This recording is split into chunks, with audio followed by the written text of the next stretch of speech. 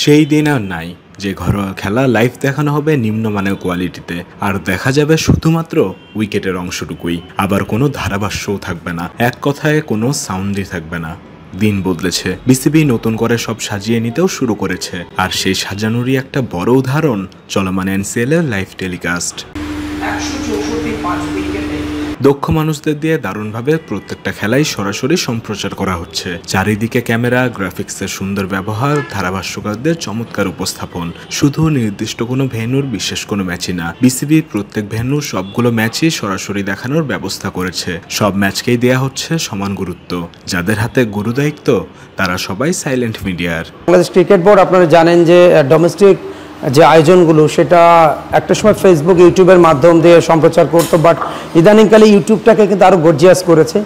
But NCL যেটা দেশের first class ক্রিকেটের সবচেয়ে ভাইটাল আয়োজন, জাতীয় ক্রিকেট লিগ, এবারে প্রথম যে প্রফেশনাল ব্রডকাস্ট টিম যেটা নিয়োগ করা হয়েছে, যারা এই দায়িত্বটা পালন করে, শুধু এই ভেন্যু না, মানে একযোগে 4টা ভেন্যু থেকে সাইলেন্ট মিডিয়া তথা সাইলেন্ট স্পোর্টস এই দেশীয় প্রোডাকশন টিমটা তারা 4 ভেন্যু থেকে রিপ্লে প্রযুক্তি সহ এই ব্রডকাস্ট দায়িত্বটা পালন করছে। বাট এই জায়গাটা আমি বলবো যে সবচেয়ে বড় অবদান বিসিবির বর্তমান যিনি দায়িত্বপ্রাপ্ত সভাপতি সাবেক অধিনায়ক জনাব ফারুক আহমেদ, একই সাথে প্রধান নির্বাহী যিনি আছেন নিজামুদ্দিন চৌধুরী, এবং একই সাথে প্রধান নির্বাচক গাজী আশরাফ হোসেন লিপু ভাই, ওনাদের ভূমিকাটা সবচেয়ে বেশি। একই সাথে অপর যে ডিরেক্টর আমাদের নতুন যুক্ত হয়েছেন, ওনাদের অনেক বড় অবদান, এবং এটা খুবই দরকার। কারণ সারা পৃথিবী দেখেন যে এগিয়ে যাচ্ছে। আপনি যদি ইন্ডিয়া বলেন, শ্রীলঙ্কা, ইভেন যে ছোট্ট দেশ নেপাল, যারা ইদানিংকালে ক্রিকেটে এগিয়ে আসছে, তাদের দেশের ডোমেস্টিক আয়োজনটাও কিন্তু আমরা দেখেছি যে সেখানে ফেসবুক বা ইউটিউবে দেখানো, এবং সেখানে মানসম্মত, অর্থাৎ